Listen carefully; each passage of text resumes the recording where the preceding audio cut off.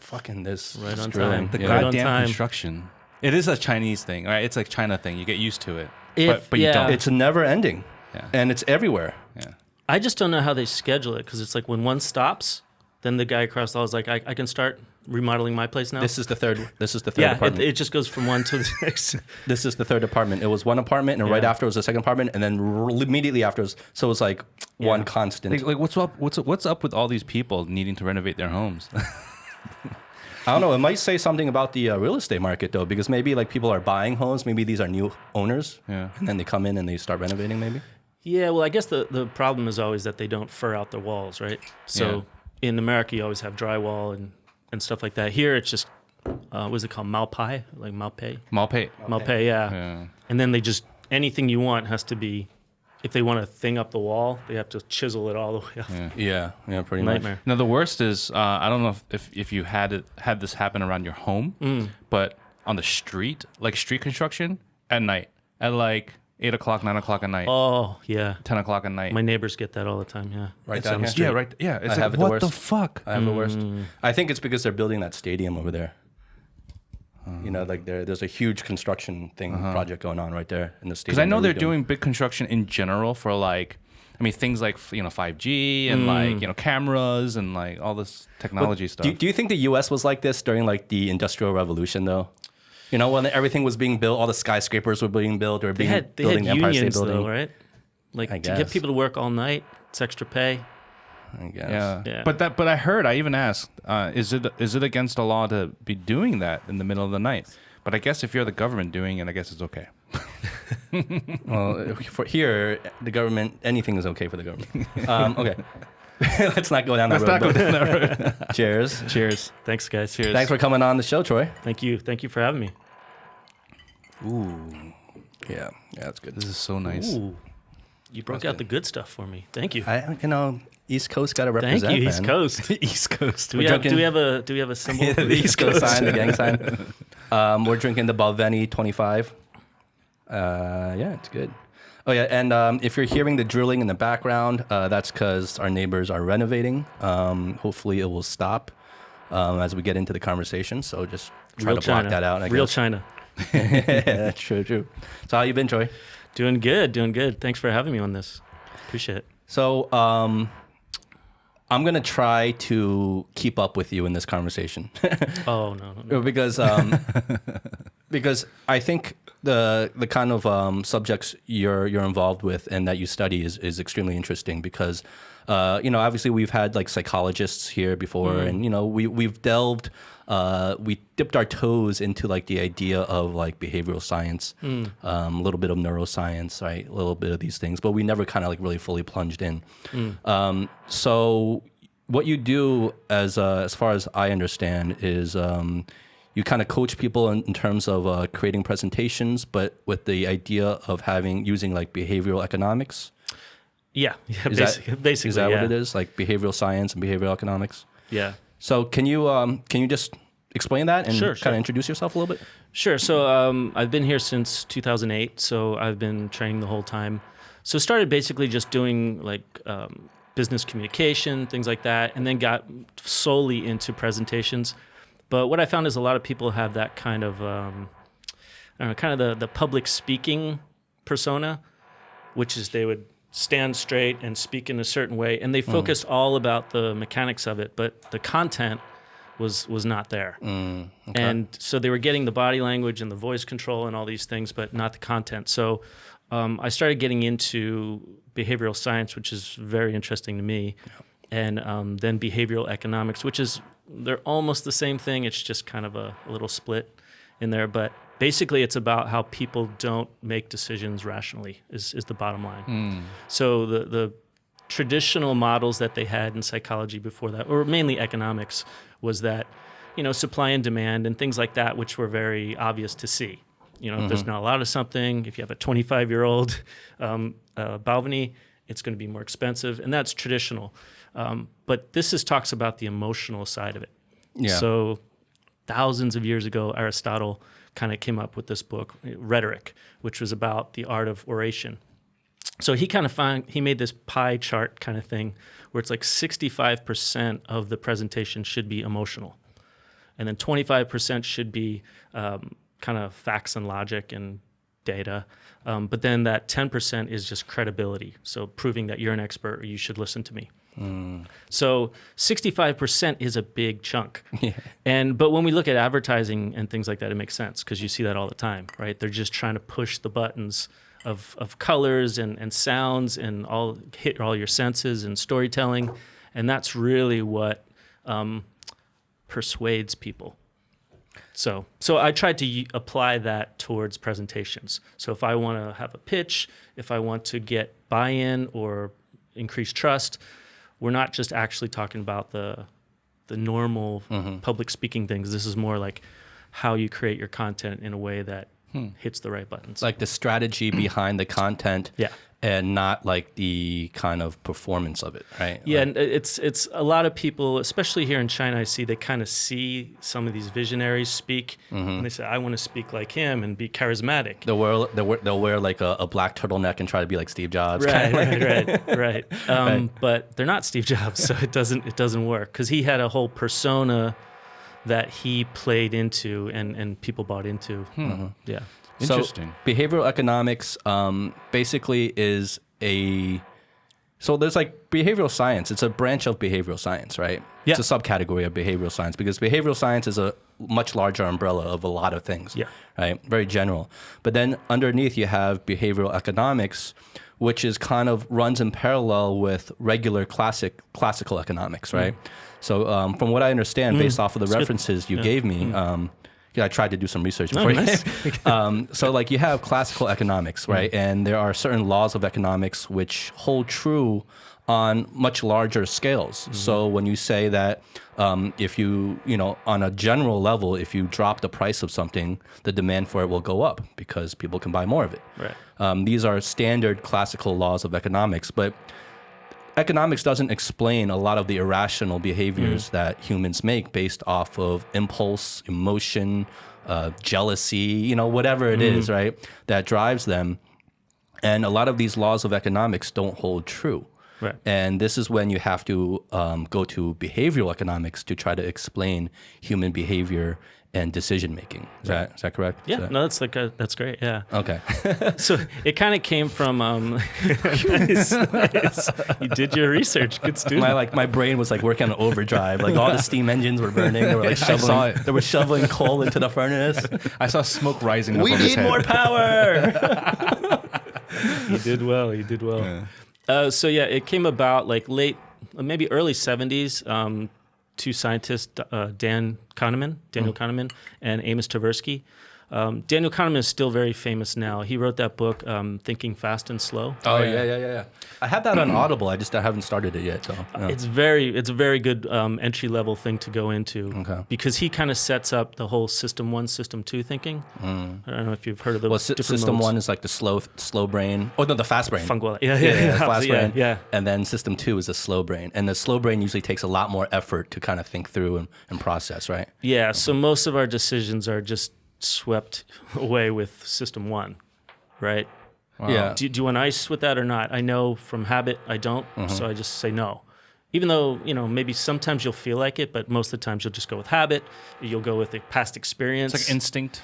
It's more instinctive and trained instinct. Instinct, yeah. Is that a word? Well, would impulse be a more accurate term for it, though? Could be. Yeah, could be, because it's more emotional. All the emotional things come from there. When things get kicked over to System 2, it's kind of like, okay, now I have to sit down and think or figure out like or problem plan solve. or strategize. Yeah. But all the quick answers is System 1. So he kind of pioneered that kind of idea. But even before that, in the early 70s, he was coming up with talking about heuristics, which are the mental shortcuts that we take. That's more kind of System 1 stuff.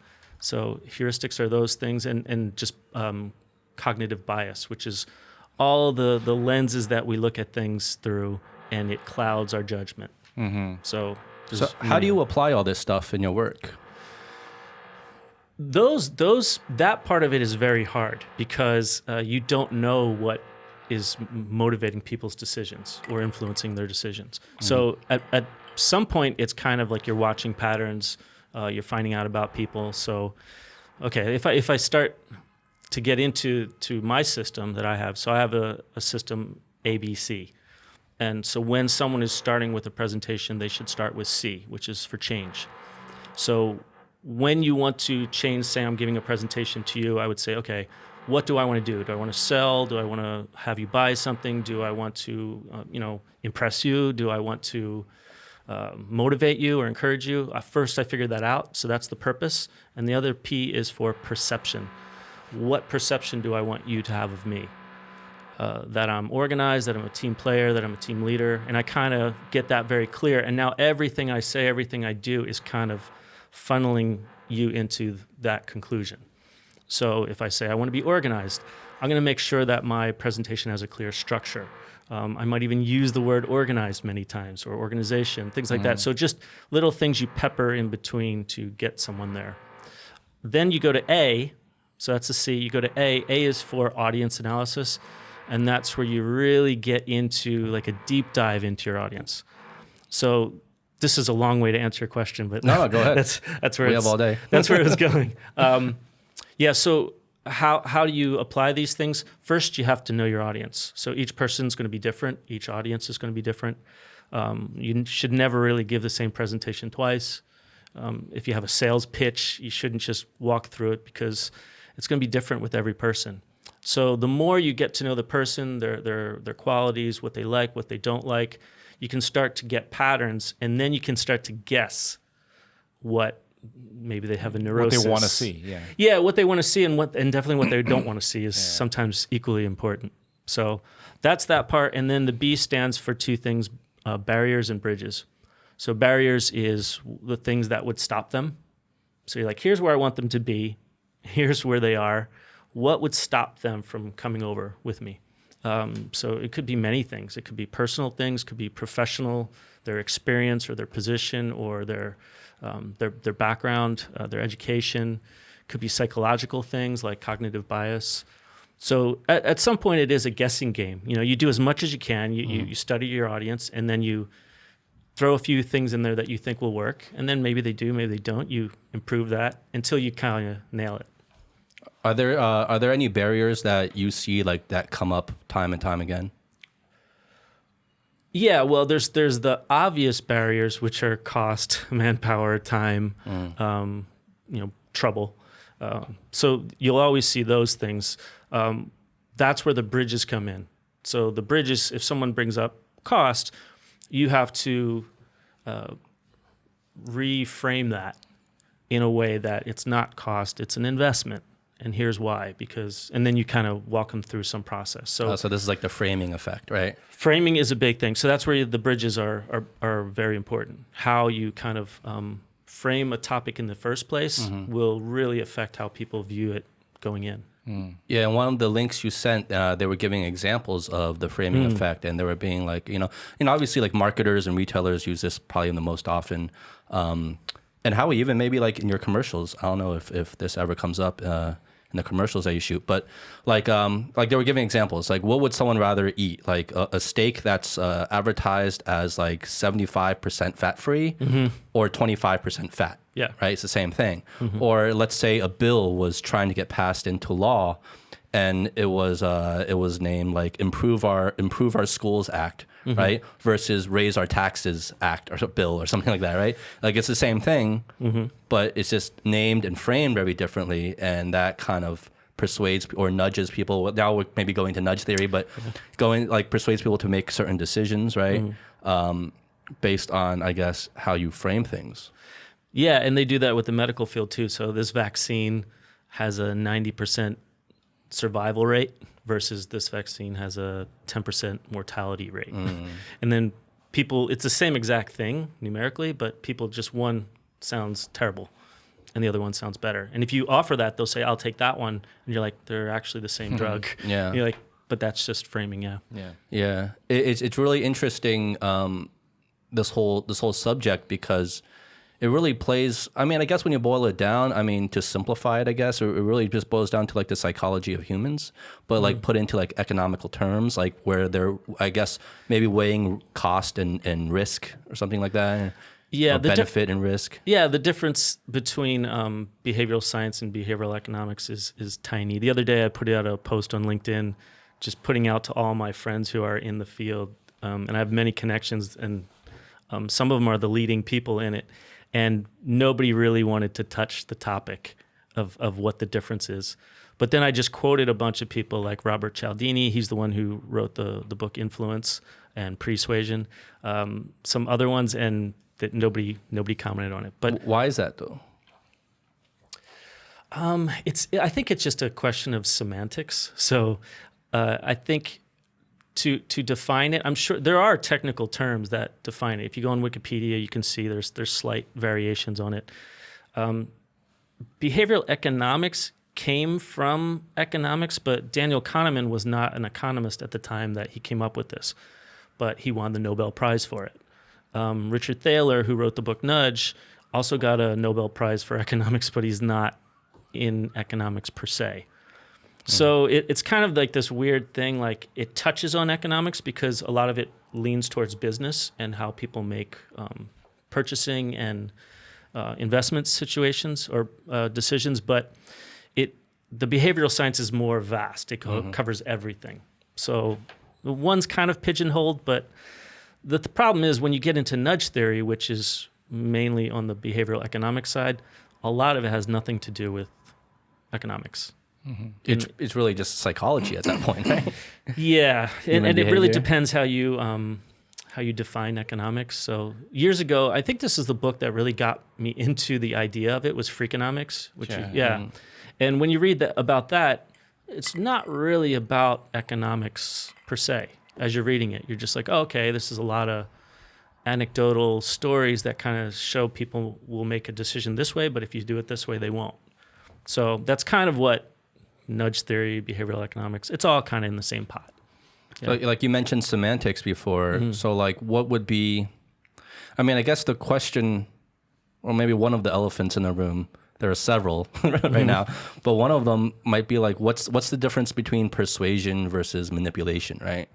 That's Because a good question. that's kind of what we're talking about at the end of the day is kind of influencing people's decision making, whether it's nudge theory or even game theory or behavioral economics. Like you're talking about like how are you kind of influencing the decision people are making without like directly kind of influencing them, like forcing them to do so. Without the gun to the head. Yeah. So where do you draw the line? Like how far does it go where persuasion turns into manipulation, or maybe they're just one and the same? I've thought a lot about this, and I just had a post on this recently too, because that's such a question that comes up a lot. And sometimes people will come to me and they're like, okay, so, you work with persuasion. I want to do this or that. I'm like, yeah, I don't do that kind of stuff. And they're like, well, that's persuasion. I'm like, no, that's manipulation. So yeah, the difference is, I had one company I worked with. They wanted me to talk about persuasion, and the boss was very intent on this idea of packaging.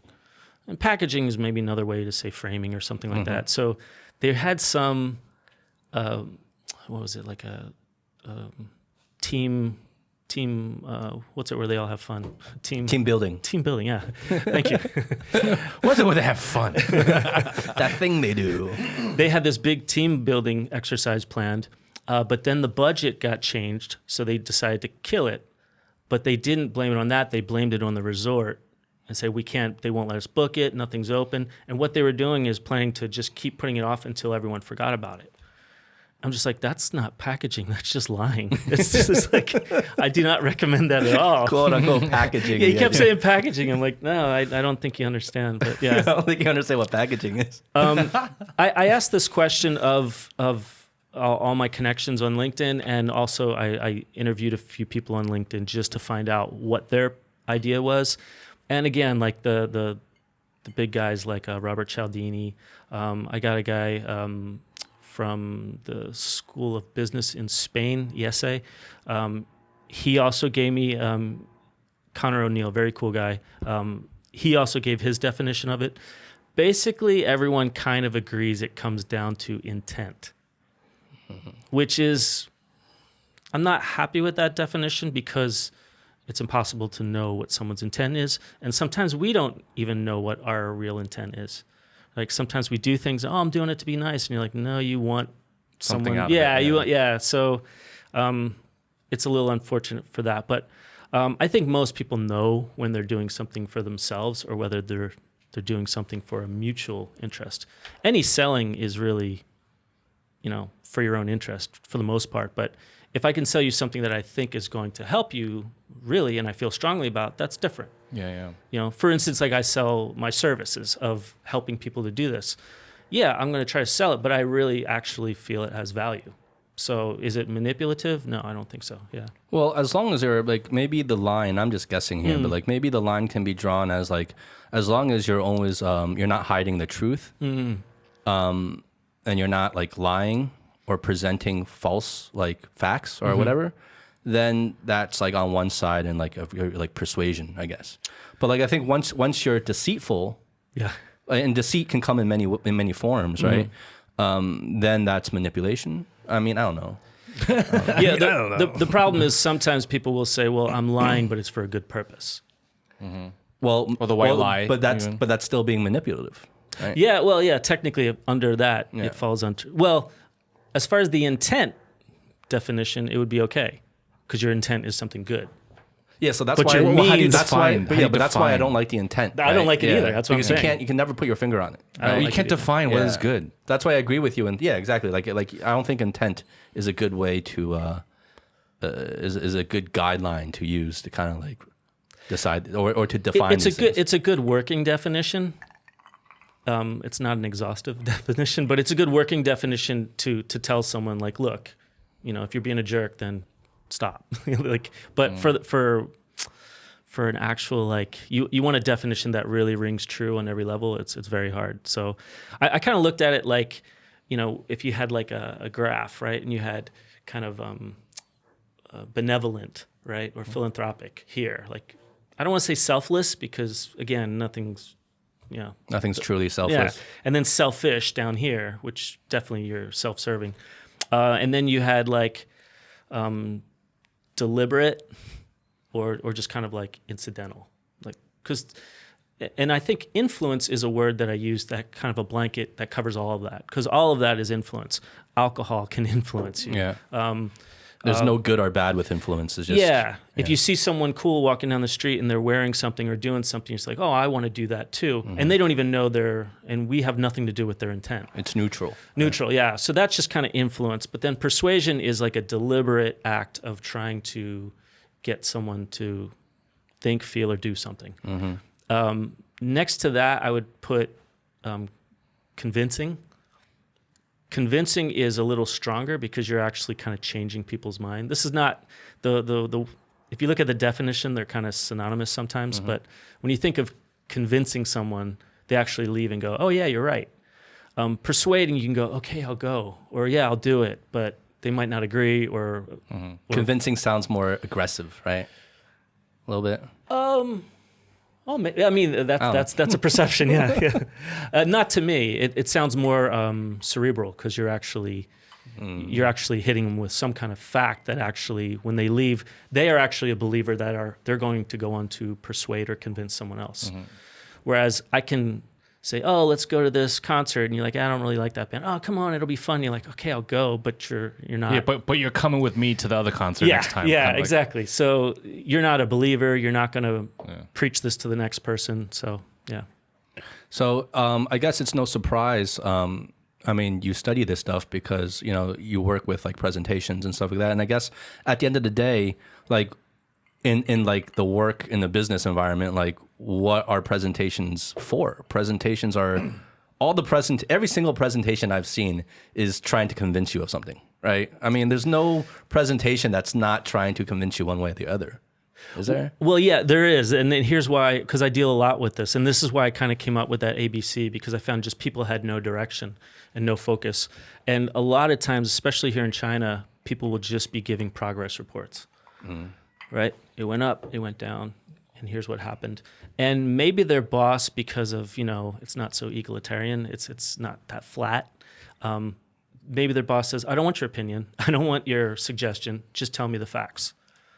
So then they're in the situation like, well, I can just give the thing, the details, doesn't want my opinion. What's the point? What's the change? There's no change. And that's when I say, okay, well, here's where you do the perception.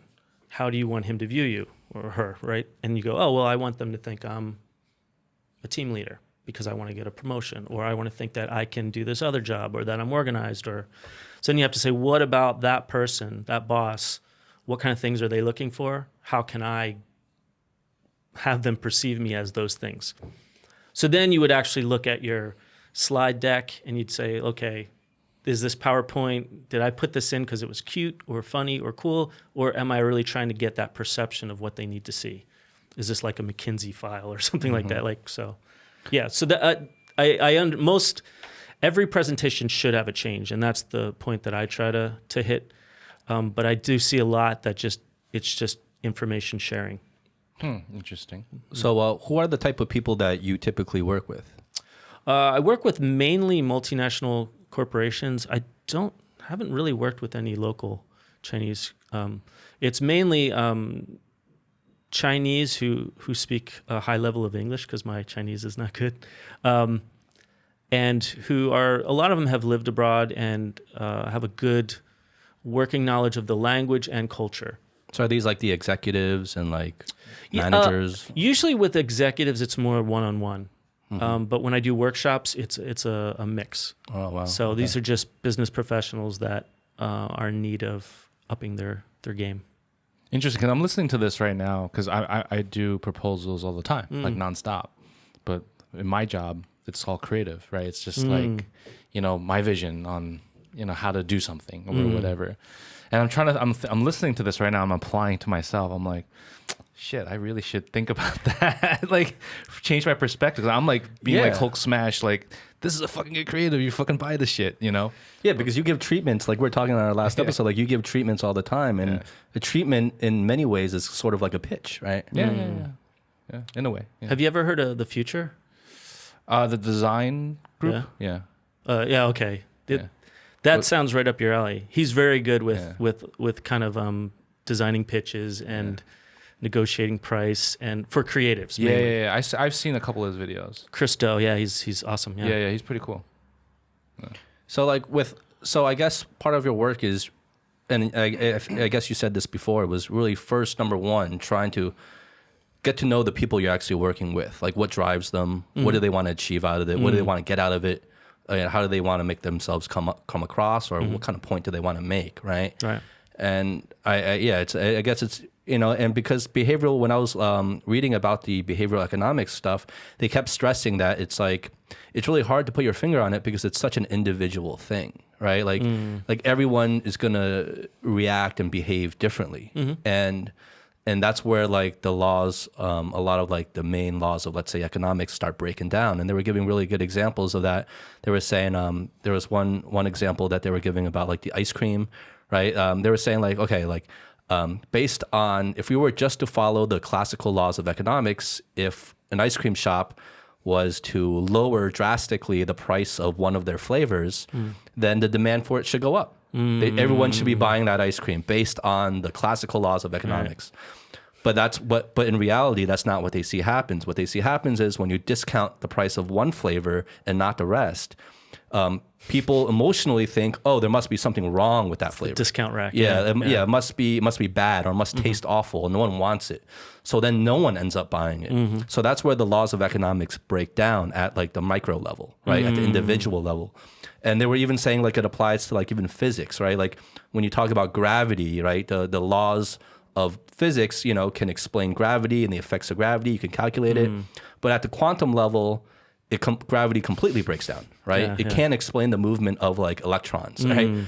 So they were using that as an analogy to kind of like be like, that's basically what behavioral economics is the dive into like individual human decision making and behavior and trying to find the patterns in there. Yeah. Right. Yeah, and that's where it comes back to heuristics, because that's a perceived value. So if you all of a sudden charge double for your ice cream, people are going, oh, that must be good. Yeah. That must be so good. Yeah. Well, that's what like the luxury brands do, right? Like you look at all these like luxury clothing brands or bag brands. I mean, yeah, they're better quality, but they're not that much better quality. It doesn't follow this, the increase in price is not the same increase in quality that you're getting, And I think that's the game a lot of the retailers use. I think the most obvious examples are in the retail, like whether we're talking nudge theory, we're talking behavioral economics, pricing biases or whatever, pricing psychology.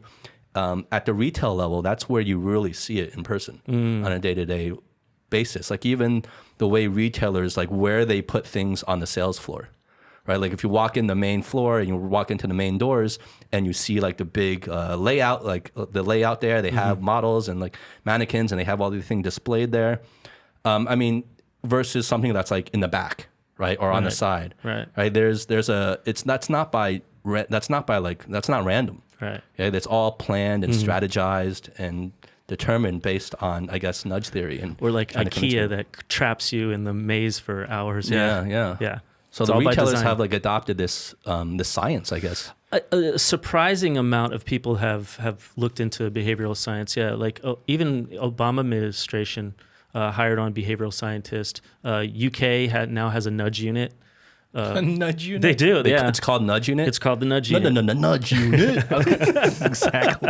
Exactly. Well, what does the nudge unit do? I don't know what that reference is. I'm not going to ask. Yeah, it's like 50 cents okay, G unit. Okay, all right. G unit. G unit. You guys are hip hop guys, huh? Not really. Okay. That's all we know about hip hop. Oh, okay. All right. Yeah. So nudge unit. Well, they go into so a lot of public health, public safety issues. They'll kind of say, how can we? Because Nudge, the book Nudge, where it kind of started, it's all about what they call choice architecture. It's basically about how do you present choices, in which order, in which fashion. Small, medium, large, no one's going to buy the small, right? So yeah, you add there's a reason medium or the middle price thing always sells the best. And now if you add this giant one, people are like, well, that's too much, but now this large one looks better. Yeah, exactly. And it's like that's all, or if you're trying to increase health, like I was just working at Duke University in Kunshan, and the first time I went there, right when you came in the dining room, they had all like Pepsi and Coke and different things like that you could buy. But then they put that thing in the back, they put a salad bar in the front and water, and what they found is people started eating healthier. Just because it was more visible, it was convenient probably, right? Yeah, or it's probably displayed even like nicer than... Availability heuristic, which is it's there, so you just... It's the first thing you think about. You say, You don't have to change your mind. You just go, oh, I should eat a salad. If you say, oh, I should eat a salad, but it's over there, and then you see this, it's easier, it's cheaper, Is that the same reason why you see a lot of retailers like pricing their stuff at like $4.99 instead of just $5? Right? Yeah, I don't know. It's like that 1 cent difference. I don't know a lot about pricing, but yeah, it all comes down to that same thing. Yeah, a nudge, like one of the foremost nudges. I don't know if you've heard this one or not, but it's to me the most interesting, especially here in China. In the men's bathroom, in front of the urinal, you'll always see a sign that says. One small step is like favorite. One huge step for like humanity. Culture, like we're going to the moon, right? Yeah. But it doesn't work, as we've seen over and over again. It does not work. So in the Netherlands, they in the airport they started putting these little fly stickers on the urinal, and what they found is it reduced spillage by 70%. Because they're trying to hit it. Yeah. Yeah. Well, that's why. Do you notice now? There's a lot of the urinals have the little soccer ball. Yep. Yeah. It's more and more now. Oh, I'm always playing soccer. Yeah. I am like Ronaldo when I. So all the guys listening, you know what we're talking about. Well, so that's what I love about it, because nudge theory is different than a lot of the other ones. Because a lot of the other ones, kind of people know what you're doing. So when you get into like the 6 principles of influence, one of them is scarcity. So the second you say, hey, one day only, or this is the last 3, right? When you go on a website and you're trying to buy a ticket and they're like, there's 2 tickets and 5 people are looking at it. Mm-hmm. You feel that that little sweat. And you're just like, okay, I got It's like a bidding war all of a sudden. And you know what they're doing, and you know it's probably not true, but you still fall for it. But you kind of despise them a little bit for it. Yeah. Because you're like, what if though? Well, like C-Trip does this, Hotels.com does this. Basically, like all like the hotel booking sites and like like ticket booking sites, they all do this. Yep. Yeah, and I get exactly what you It mean. works, Yeah. but we know it. We know they're doing I'm it. almost like it's bullshit because like I've gone back before and like I was still able to get it like days later when like a few days earlier it was like 2 tickets left. I'm like, okay, you can't chance it. You beat the system, Justin. chance it. You beat the system. But then the next time, I bet you fell for it again. Well, I think this ties I into. do. I think this ties into the idea of the idea of like loss, like the loss aversion, right? Loss aversion theory, right? Because a loss is always more painful than a gain is pleasurable, right? And people have done many studies showing this, that people are much more adverse or feel much more pain when they lose something versus when they gain something. So, I mean, that must play like really big into like the decisions we make, right? Just like we were saying, like even though we know it's probably the bullshit, like with saying like 3 tickets are left, but we don't want to chance it because like the pain of like missing out on that FOMO, yeah. is so great. Powerful yeah, drug. overpowers us where we actually end up making sometimes irrational decisions because of it. Most of the time, yeah. So that scarcity theory, it's one of the 6 principles of influence. That one is one of the most commonly seen and used. And when you're using that in a presentation, you can do it instead of our usual pitch is all the things they're going to gain.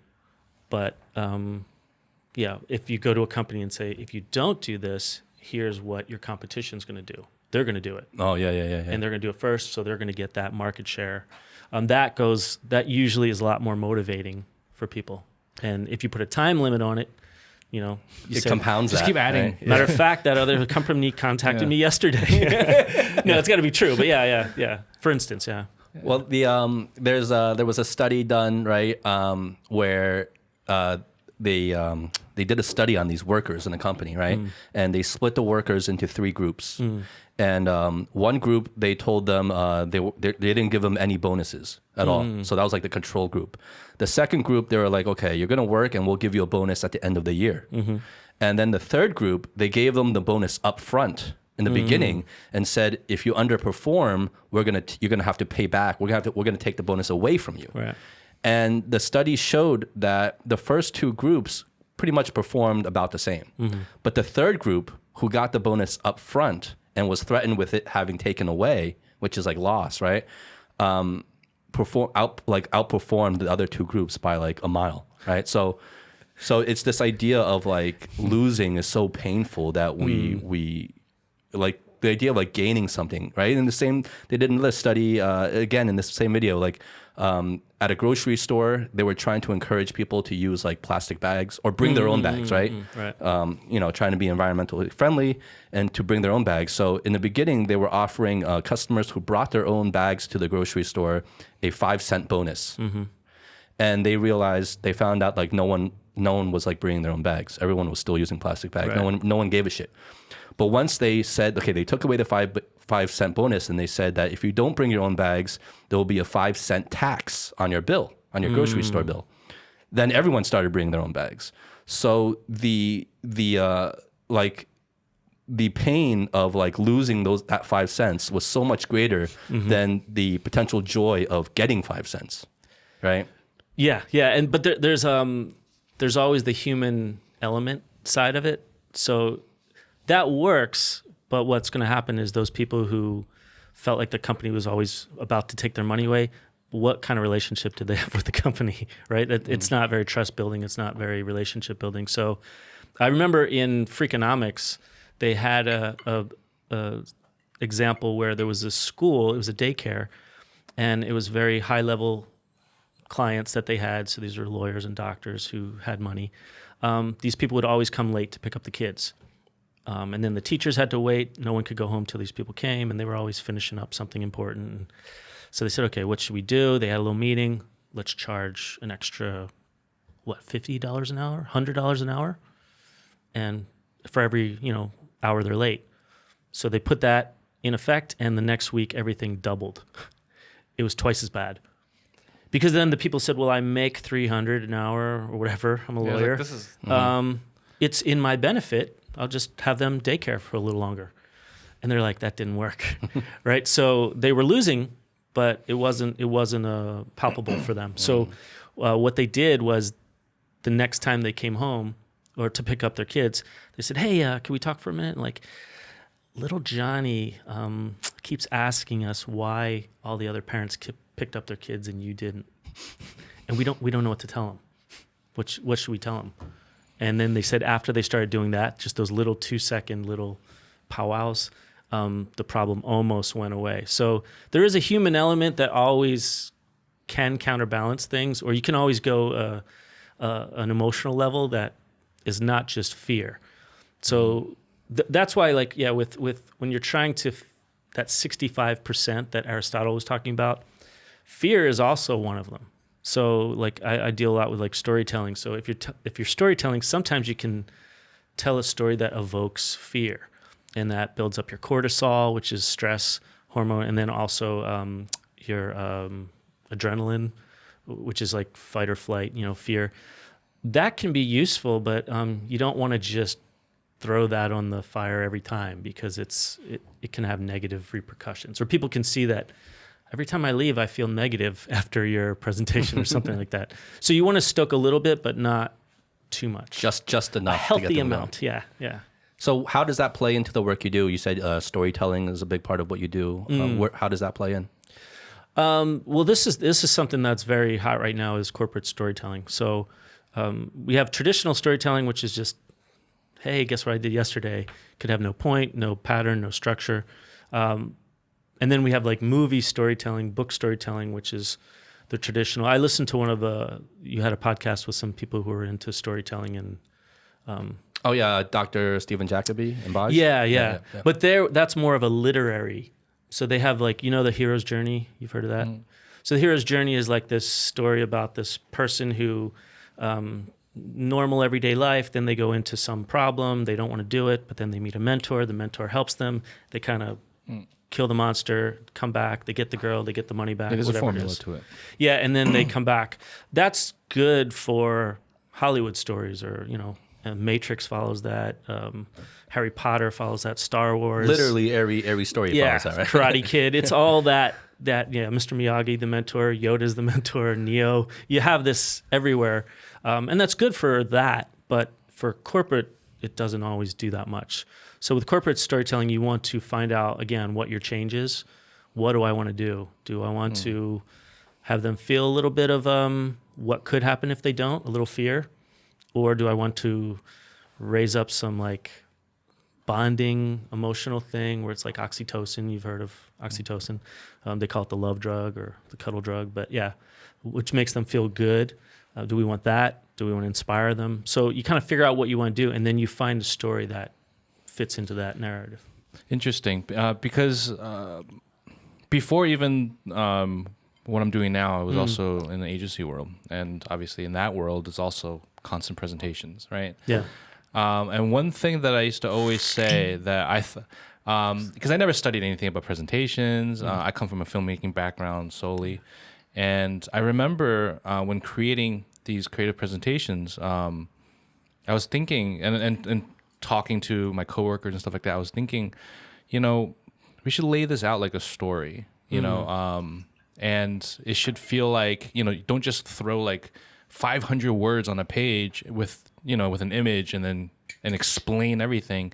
You break that up into 10 pages and, you know what I mean? And build it up, and make it feel like it's like a story. And then you have the climax and you have like the ups and downs and stuff like that. And I used to relate it to storytelling because that's what I studied, filmmaking. And I found that technique work. I just didn't know that it was really like a thing, Yeah. So maybe an easier way to remember that whole situation is there's an acronym SHORT, like short story. So each letter stands for a different part. So S stands for the situation. And there's also a word that begins with a C for each one, that if you remember those, that's actually the most important part, but it's harder to remember. So situation, that's more the context. So like lay it out first. 12 years ago, I was in Maui, and you start off, we know the context, we know what's happening. Then we have H, hero, which is character. And we kind of know, okay, we tell something about yourself, where you are in life, what you were thinking, how you were feeling at the time, what was going on. Then we get into ordeal, O, which is the conflict, the challenge that we have to face. So the bad guy, the problem, the disease, whatever happened that you had to overcome, the economic crisis, the COVID, whatever it is. And then we get into, where am I? Oh, R. R is resolution. So that's the conclusion. That's how you solve the problem. You killed the dragon. You got the girl back. You got the money. You got your name and respect back. Whatever it was. And then the last one is actually usually the most important. T, transformation. That's how that hero in the beginning is different than he was at the end. Yeah, and that's really the change. That's what people, and that makes a very motivational story. So I think a great example of that is like Steve Jobs. When he gave his commencement speech, he said, I was in college, I was kind of lost, I didn't have a hope, I was kind of aimless. I would come in, sit in classes, watch. If I liked it, I stayed. If I didn't, I left. Had no goals. Kind of met Wozniak, started up this thing in his garage. It started to go good. He got kicked out of the company. That's your conflict. What am I going to do? He started to wonder, should I go back to college? Maybe I wasn't made for business. Maybe I should do something else. Then he says, okay, no, I'm going to start Pixar and Next. That's the resolution. And then transformation, he's like, here I am giving a commencement speech in front of Harvard. And I'm Steve motherfucking Jobs, you know what I mean? And they're handing me an honorary degree. So it's basically, that's kind of the story that people want. And Steve Jobs, when you read his book, he wasn't a very nice guy. Yeah. He wasn't very likable. But because he gave that vulnerability, that conflict, and how he had grit and character and overcame it, there's a respect, a props kind of thing. Whereas like if you have, I'm not talking politics, I'm just saying if you have a Donald Trump kind of guy who starts off rich and famous and just got more rich and famous, we go, where's the story? Like, yeah, where's the ordeal? Where's the adversity you had to overcome, right? Yeah, and I think he knew that, and at one point he says, no, I got a modest loan of $1 million. I had to struggle, and everyone's like, a modest loan. You don't get it. Yeah, you don't get My it. hairline. Yeah. Well, I never really thought about that way when you're talking about the Steve Jobs commencement speech, because that's a speech, like that's one of my all-time favorite videos to like watch Oh, nice. on YouTube, right? But do you think Steve Jobs knew, like we're talking about the storytelling and breaking it down, chapter and chapter and how it progresses. Do you think he wrote that speech that way, knowing that about storytelling, or do you think it just happened to be that way? I mean, I didn't know him personally, but Pixar is all about that hero's journey, and so that whole. If you look into, So he knew exactly what he was doing with that speech. Yeah, whether it was learned or innate, we don't know, right? Yeah. Yeah. But just putting things into that kind of story sometimes works. So I'll give you an example. I was working with a president of a company here, and it's like a giant multinational company. They're all over the place. And so he was going to do this interview where they would ask him a few canned, pre-selected questions, and he would answer them. And he would introduce himself to all the branches around the world. So it was like tens of thousands of people would see this. This was a chance for him to move up within his company, to maybe be, the CEO somewhere else. So it was a big deal for him how he came across. And he's a real nice guy, but he kind of just had a demeanor, like his brow kind of came down like this, and he just always looked upset. And he had a dry sense of humor, so when he joked around, he would just have the same dry face, and the Chinese people would be like, Didn't know if he was joking. yeah, or not, they right? just want to poke him like, yeah, is this a joke or not? So he had a little trouble with the way he came across. So one of the questions was, what's one thing that happened to you in your life that has really changed you the most? I was young, my dad died, and I decided then time is valuable. So I don't waste time.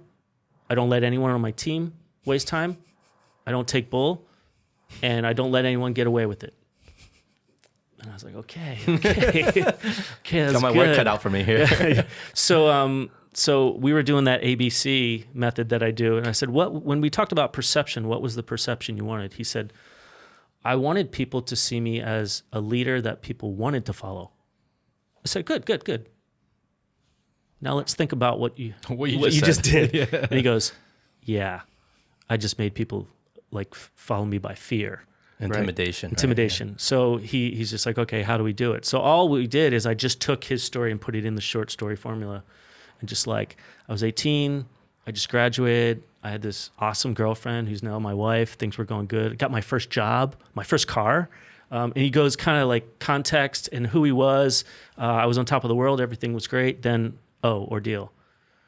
Then I got a phone call. My dad's got 2 weeks to live.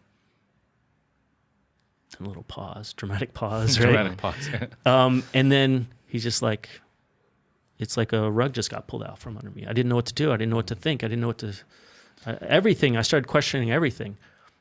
But after that, when I got my wits back, I realized that life is short. We have to treasure everything. And I realized that my family came first. And I realized that my work, the people I work with, they're also my family. And then it became like this, you wanted the music going in the background. Yeah. People like wiping the tears from their face, right? Yeah. And huge difference. Doing like the slow clap, like a stand-up slow clap that gradually builds. And then it was like every relationship, every colleague is my family. And I treasure my relationship with them and the time I have with them. And that's how you take just some facts and you just kind of rearrange them, add a little drama. Glitz and glamour, yeah. Well, this is gold. This is gold right now. Yeah. In terms of communication and how to like talk to people and get people to kind of like get on board with what you want. Can I ask if this guy was he Chinese? No, he was South African. Oh, okay. Because I feel like I hate generalizing, but I can't help it. I find there are a lot of especially highly intelligent or powerful local Chinese people that tend to go, they're almost like a machine. You know what I mean? It's like when they speak or when they're sharing their ideas, it's almost mechanical and it's purely based on logic, Yeah. And so, for example, when you were just sharing that idea, I can see or hear I can see someone like that. Mm-hmm. I see it. And then the way you just changed that story, like even me, like in that 1 second, I was like, oh, really? Yeah. Oh, shit. Like I was into it, as opposed to before. I'm like, yeah, I've heard this. Yeah, okay, I get it. You're a hard ass and you have no emotion. You know what I mean? Yeah. Yeah, it's amazing. It's pretty amazing what you can do. But what does that go to say about like how malleable like we all are? Like how susceptible to like influence and persuasion and even manipulation that we all are, where like even though intellectually we can break something down and know something's happening, but something as simple as what we're talking about can kind of completely change the way you absorb that information or you view that information or how you emotionally feel about it. And we can't help ourselves. Can't. Yeah, and sometimes like we talked about, someone's doing it on purpose, but you still do some mental accounting. You're like, well, I'm not going to say goodbye to this friend because they're manipulating me right now, or I'm not going to lose this business deal because I could tell what they're trying to make me do. It's not always evil intent. It's just people sometimes, like you said, innately know, and then sometimes they deviously know what they're doing. But we still kind of weigh things. Is it worth it or not to do it? Mm-hmm. When those tickets are on sale and there's probably going to be there tomorrow, you'll still go through the probability and say, you know what? I don't mind spending the extra money right now. Or I was going to buy those tickets anyway. You'll start to rationalize and why wait till tomorrow? It'll be done. Then I can sleep tonight. I don't have to worry about it. Justify it, and right? you'll justify it. And then tomorrow you're fine. So most of the stuff is not a life or death stuff. So it's no big deal. But I feel like the general public all across the world are non-cognizant of this. And so like this whole behavioral science, right? And so they're purely reacting off of their instinct or what they think is their own, control. And, they're okay with that because they're not thinking too much about it. You know what I mean? It's not until we have conversations like this, or if one is exposed to this type of ideology that, and especially if the personality fits it, they would be like, well, okay, I got to think about this, or maybe change it around. Like, okay, well, that's a weapon. Yeah, I mean, that's, you know what I mean? Like, I can use that. It makes you more cognizant of what's going on. You kind of just take a step back in a conversation say, what's going on here? And you can look at the world, even the way the news is and the way politics work. The minute that you understand that human beings are easily programmable, I mean, in a certain way, right? Then you realize that people in power use that against the people. Yeah. Can I say that? Oh, definitely. Yeah, Definitely. I mean, yeah. in the political world, it's nonstop. There's a book called Words That Work. I think it's Frank Luntz. And he worked for a lot of different administrations, or campaigns, I should say, not administrations. And they would do these little focus groups. And they'd, let's try this word, and let's try this word, or let's try this scenario. And he would find which words had more persuasive power in different situations. And that's, you can't always just say, oh, this word is strong, I'm always going to use it. It's different situations. So it's a process that's very interesting because it's constantly, changing. And it's all around us. Like that's what's like now, like after this conversation, like, you go outside and you walk around and you're going to start looking at everything differently.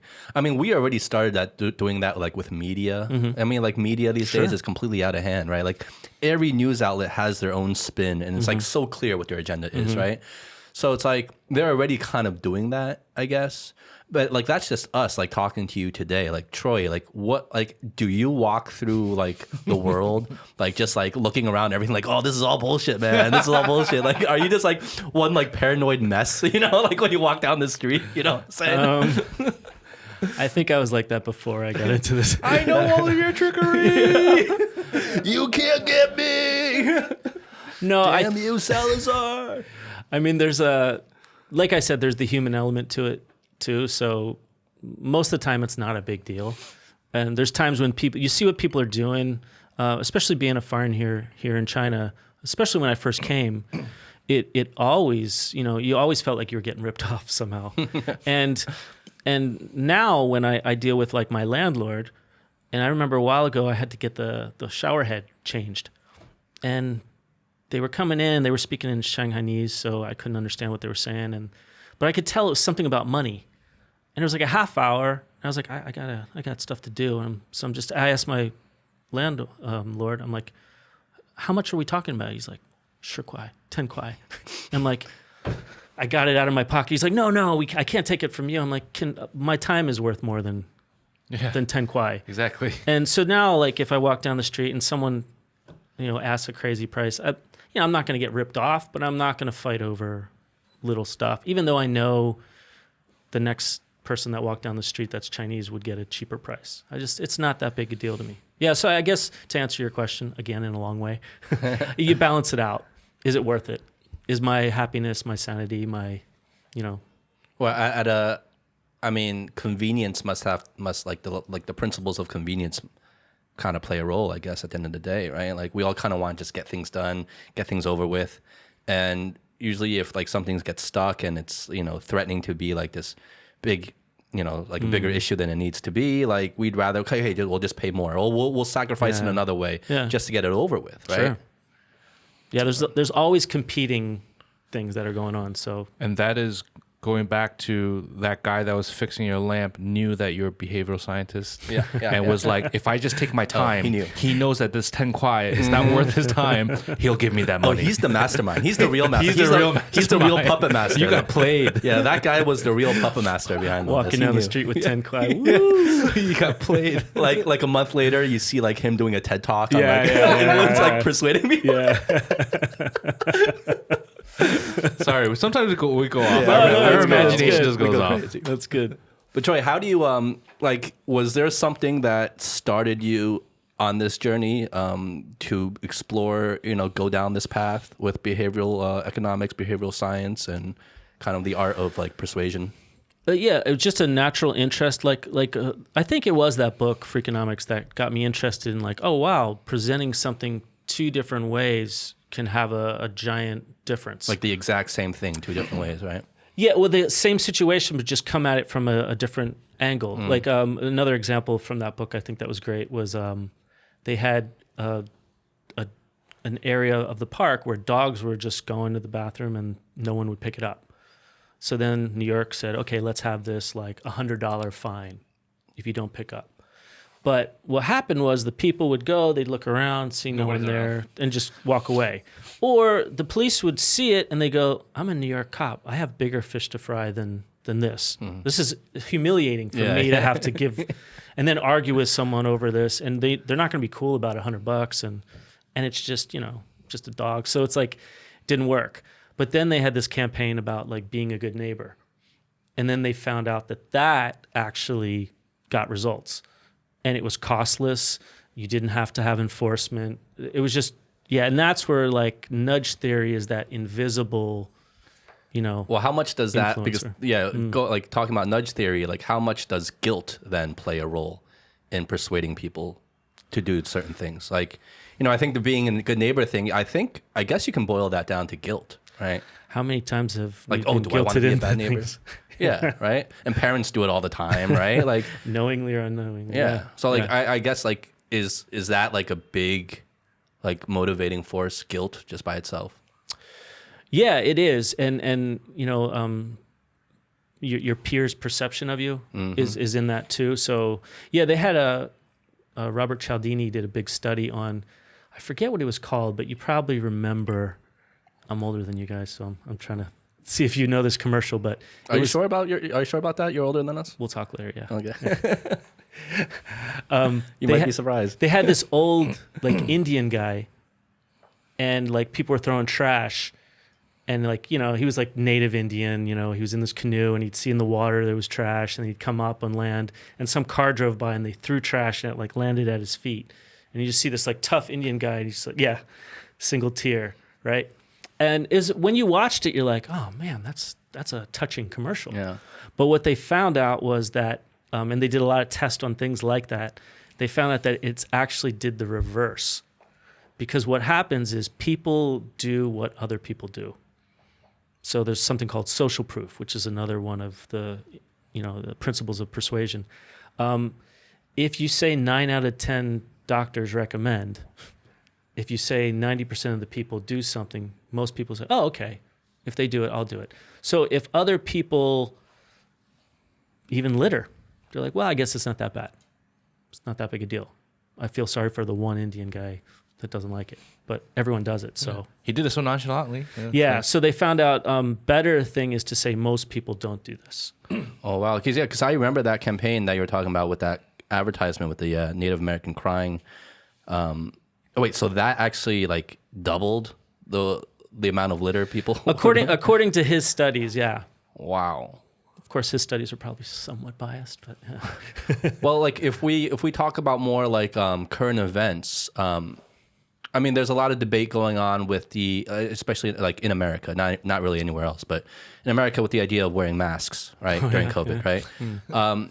So, I mean, that's a shining example, I think, of behavioral science right there, where why are people like so defensive against wearing a simple mask during an outbreak? And I've heard different ideas, and I think the most plausible one is because people want to feel that they're in control of their own decisions, even if that choice is something they might have made anyway. Yeah. Even if you didn't tell them, like they might have worn a wet mask, even if you didn't tell them to. But the fact that you told them to wear a mask, then they're like, "Oh, I don't like being told what to do. Like I'm in control of myself. Don't tell me what to do." Then they don't wear the mask, right? Like, what's your take on that? Yeah, I mean, at the beginning of any, any thing that you're taking part of to change people, you have to say, what do I want to accomplish and what don't I want to accomplish? So sometimes you can get what you want, but then the other consequences that come with it are even worse. So you can get people to wear masks, but maybe for the wrong reasons. So then maybe they do other things that spread the disease in other situations. So in this situation, you'd really want education. You want a clear message. And then you could use nudge aspects of talking about what kind of mask is best, not should you or should you not wear it. Yeah. And then you put it in that light. Yeah, I remember a while ago, I was in, it was many years ago, I was in Seattle, and they have many coffee shops. And there was like 2 main coffee shops in town. And everyone was saying like, so which one are you? Or do you like this kind or that kind? And everyone was taking sides. And then later I found out it was the same guy who owned both of them. And I was just like, that's genius. Genius, yes. That's genius. And they would have T-shirts, I'm with this, I'm with that. And I'm just like, wow, you nailed it. That is genius. You nailed it. That is genius. Look at your face, Howie. That is genius. Yeah. That is genius. We should do that. We should. Oh my god. Let's just like open 2 things at once. Let's like do 2 podcasts. I want do that. royalties. No one knows like it's the same. It's us, right? We're just like competing. We just talk shit about the other one. Meanwhile, it's us. But yeah, that's the thing. If you make if you frame the conversation differently, not should you or should you not. Yeah. If it's what kind do you think is better? Yeah. And then you can have 2 camps of people arguing over what kind they're going to wear. But then you're like, okay, at least everyone's. But that's like that's just pure. That's behavioral science, right? That's part of it, right? Human nature, to want to be part of a group. To feel like you belong. And by choosing a side, I'm part of that group. And and a lot of nudge theory is about not presenting a choice. Yeah, like not giving an ultimatum, right? But just like, because once you give someone an ultimatum, then they feel like they're backed up against the corner, right? Their back's up against the wall, and then they get defensive about it. They feel out of control, but instead you give them options, right? You don't give them ultimatum, but you give them options. Then all of a sudden they feel like, oh, I have the freedom and choice to choose here. I'm the one in control. Meanwhile, like the options you give are all like, you've decided which options you're going to give them. Yeah, like there was a study that I always think is interesting. It was in Stanford University. They did this study where they had 2 groups of people, A and B, and they separated them, and they said, we're going to give you each a hypothetical situation. We want you to talk as a group and come up with an answer. So they had Group A, and they said, okay, Group A, they said, the city of Addison, hypothetical city, has a crime problem. Crime is like a beast going through the city. Here's a list of possible choices of ways to handle it. What do you think we should do? Group B, crime in Addison is like a virus spreading through the city. What do you think we should do about it? And what they found out, like they did this over and over again, they found Group A would always pick things that were very reactive. So, punish, arrest, put him in a cage, prison, things like that. Group execute sometimes. Group B was always like prevention, protection, education, things like that. And all they did was change the word. Just that word changed it. And it was very interesting to me because that alone is amazing, that time and time again, this group would pick that and this group would pick that. But when they told them about it, only like 3% of the people said, oh, that might have changed my mind. Other people said, no, I would have picked the same thing anyway. Like, we've done this test 100 times. Like, you wouldn't. So it's amazing. And what I thought was interesting is when I read that, I read some other studies from the same group, and they had this idea of, because this is a big problem in America too, police, are you a guardian or are you a warrior? And just that terminology, warrior, then they're like in black, can't see their face, ready for battle. Guardian, hey son, how's it going? Oh, here's your ball. It's like kind of neighborhood guardian. It changes the way the role that they take on. So, I mean, so obviously true, right? the it's not just the word, but the implications of the word. Yeah. Yeah, it's like something so small can like reframe everything. Yeah. Yeah, it's so crazy. Like the fact that we're in China though, and that you're working here and you're working with companies here in this society, because we're talking about like influencing people, persuading, decision making, things like that. And before we were talking about like, oh, maybe guilt is, I was saying like, well, maybe guilt is something very powerful. The whole face and 面子 thing here, like that's got to play a big role into your work. Yeah, that's bigger here than the West. Yeah, because it's very big here. So everyone wants to like have 面子. Yeah. Right, have face, whether it's in front of their boss or the boss in front of their employees, or right. So it's like it's always at play. So I would have to imagine that would be a big tool for you to use in your line of work. Yeah, like playing towards people's idea of 面子. Honestly, a lot of the people that I deal with are giving presentations abroad, so they're either giving presentations virtually or to their team or to people here that are foreigners. So yeah, because that's a whole like can of worms, right? Yeah. And then the Zhongyong, like the golden means. So that's all that is in play, and people don't want to go too far either way. Yeah. Or I have to do my obligations first, and then I can get into what I want to do later. It's complicated. I was listening to one of your podcasts with Gabor.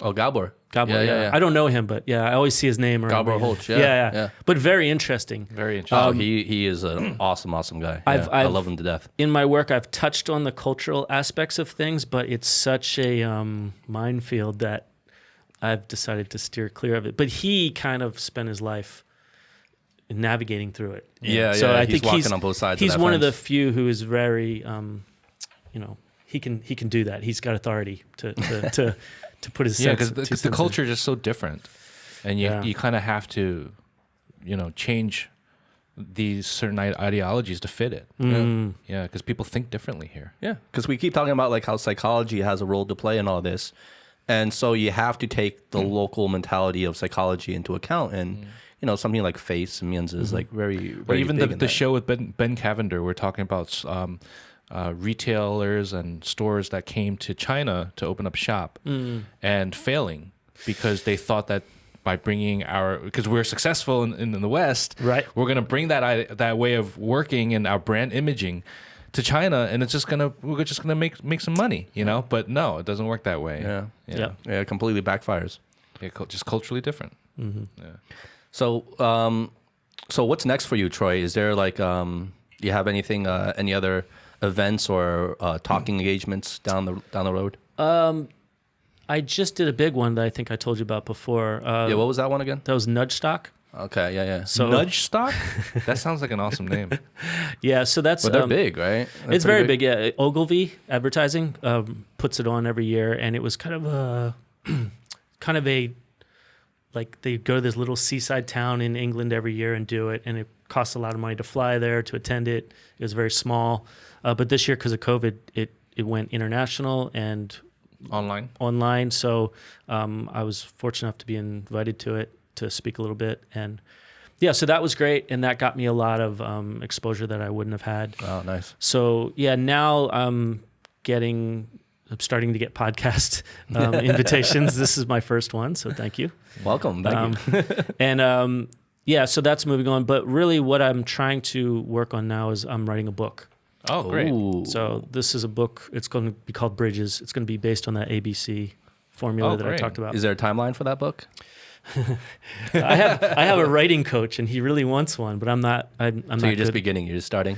I'm probably about halfway. So I'm trying. What I'm trying to do is, because I lived a long time in Brooklyn, I'm trying to mix storytelling in with kind of like a, self-help book on presentation. So I'm trying to do both and kind of make it interesting. We'll see how it turns out. Oh, I'm looking forward to that book. Same here. Yeah. We got to have you back on when you have that book out. Oh, that'd be great. That'd be great. Yeah, we could talk about it. Yeah, right. When you're ready to publish that book, we'll have you back on. We can talk about that book too. Fantastic. That'll be awesome.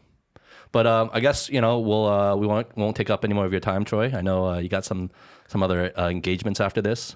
But thanks a lot for coming on the show. It's been a pleasure. I think there was a lot of gems in this conversation. Like the whole conversation is something like it's now, fascinating. Like my brain is like kind of like rolling now, where I'm just like kind of like thinking about all these things. And I can't engage the world the same way anymore. But this is life changing, Troy. Oh, good. If you ever have any questions, just give me a call. But thanks again for coming on the show, man. My pleasure. Let's do this again sometime. Thank you. Yeah. Cheers. Thanks, guys. All right, guys. I'm Justin. And I'm Howie. That was Troy. And see you guys next time. Love you. Peace. See ya. There is a